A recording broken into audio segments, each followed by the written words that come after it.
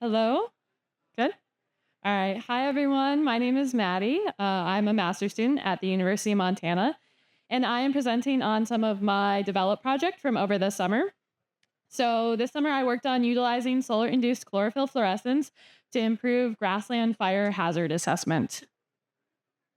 So why study this? Why work on this problem? Well, wildfires obviously can burn things down. And so they can cause a lot of damage with infrastructure, homes, they can hurt people, they can hurt cattle, especially in the West. And the best thing that we can do to fight these fires is to have people in place ready to fight them. I do want to preface this whole thing by saying that wildfire is not inherently bad. It's a really essential part of a lot of ecosystems. But when they get really big and out of control, they can cause a lot of damage. And so, what we've done here is we focused on the state of Montana and we focused on grasslands. So, grasslands are especially susceptible to really large, really fast moving fires. And Montana is home to over 50,000 square miles of grassland. So it's kind of the perfect place to study, and it sees a few thousand fires each year. Um, like I said before, this was a develop project, and we partnered with the U.S. Forest Service. The Forest Service is the largest wildland firefighting force in the U.S. So obviously, they are interested in this problem and interested in seeing what we can do better. So we looked at solar-induced chlorophyll fluorescence, or SIF for short. And what is that? So when plants photosynthesize, they emit red light, and we can measure that red light. It's similar to what you may have heard of before, the normalized difference vegetation index, but there have been some studies showing that SIF is actually a better indicator of plant health. And so here we ask the question, if SIF is a better indicator of plant health, could it also be a better indicator of fire hazard? And what we have going on here is just showing the average trend of SIF throughout the year. So you can see in the winter months, it gets really low. There's a lot of browns on that map showing that the plants are kind of dead and not photosynthesizing. And then, as you might expect in the spring and summer months, it gets super green and the plants are all alive. So just a little background on the data. We got our SIF data from OCO2 and OCO3. But you can see on this globe here that this is the pattern that OCO2 follows. And it's a little bit stripy. It's super high resolution, about 1.5 kilometers by 2.5, I think. But this stripy pattern was very hard to work with, especially when you're trying to look at super specific wildfires. So what we did instead is we used the GoSIF product from the University of New Hampshire Climate Group, and they take OCO2 and OCO3 observations, combine it with some MODIS data, and give us a really beautiful 5-kilometer raster. And it is also 8-day temporal resolution. So OCO2 has a 16-day revisit time. So GoSIF also gives us a better temporal resolution as well. So before we dive into the weeds, just a super broad look. So we looked at data from 2014 to 2024. So recent years, trying to look at recent trends. And for this, I just pulled out the two worst fire years, 2017 and 2021, and compared them with the mean just to see what was kind of going on.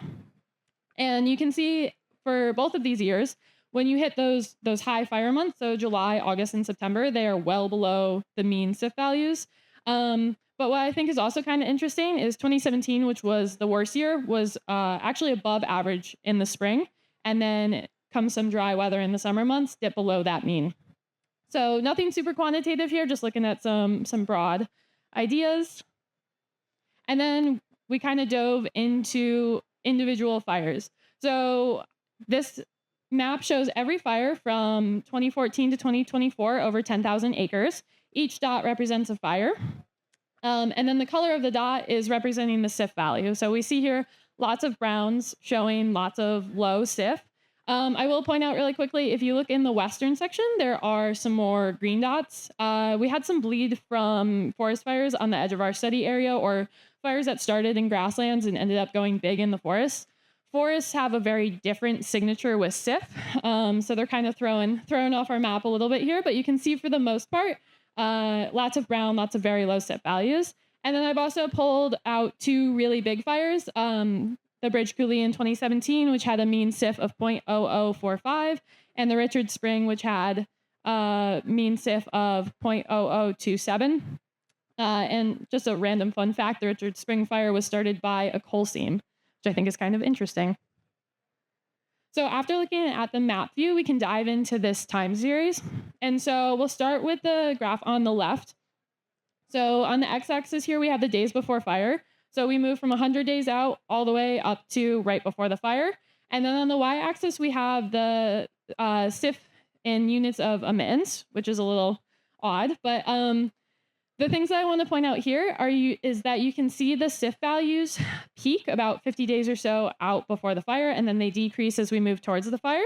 That implies that they have reached the peak of their growing season, and then as we head towards the burn date, they are senescing or dying. And again, you'll see here the west line is throwing things off a little bit. It's a little bit higher. Again, that's those forest fires. And then the other thing I'm going to point out on this one is you can see they kind of congregate as we head towards that fire date. And so the 75% of fires are occurring below a SIF value of 0.005 or less. Yeah, so they're super low when we hit that fire. And then on the right-hand side, similar thing going on. So on the x-axis, it is days before a fire. But on the y-axis, instead, we have z-score. And so all that's saying is if we have positive values, then that is above normal for that time of year. And then if we have negative values, that's below normal for that time of year. So what this graph is showing, you can see that downward trending line, is as we head towards the fire, we're starting with near normal SIF values. And then as we approach the fire, we're ending up at below normal for that time of year. So this implies that SIF values themselves being lower than normal could be an indicator to fire managers that they should be watching out for fires. But also if they see those SIF values start to decrease earlier in the year, that might be a really big signifier that there is some high fire danger.